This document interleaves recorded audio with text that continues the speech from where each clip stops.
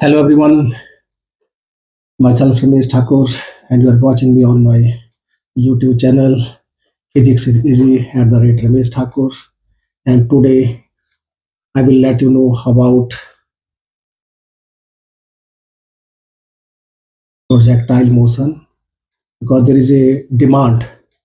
This I'm repeating this article: projectile motion of a projectile on vertical as well as on horizontal.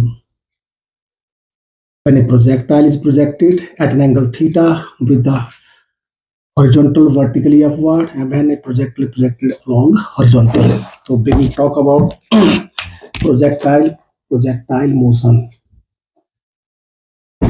Projectile, and projectile is a body thrown with certain initial velocity. U can't be zero. जब हम किसी body को certain initial velocity u zero नहीं होना चाहिए throw करें, ठीक है, when a body is thrown with certain initial velocity but after that it moves under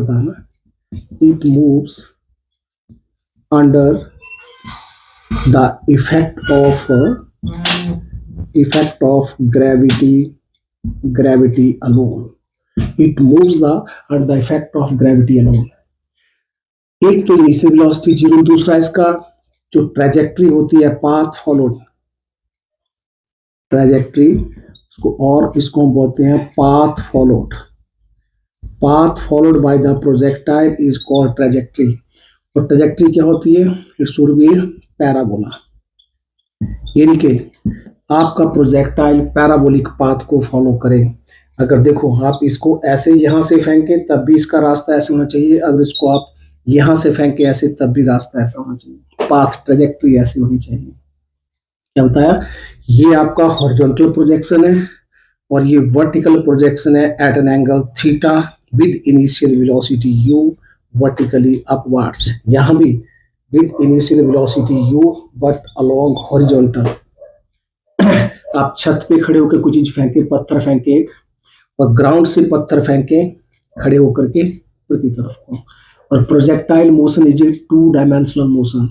और ऐसा क्यों? बिकॉज जब हम ग्राउंड में खड़े होकर पत्थर फेंक रहे हैं या जैवलिन थ्रो कर रहे हैं, शॉर्ट पुट थ्रो कर रहे हैं, या हम बुलेट फायर कर रहे हैं गन से, ये सारे एग्जाम्पल हो सकते हैं प्रोजेक्टाइल मोशन के. All can be examples of projectile motion.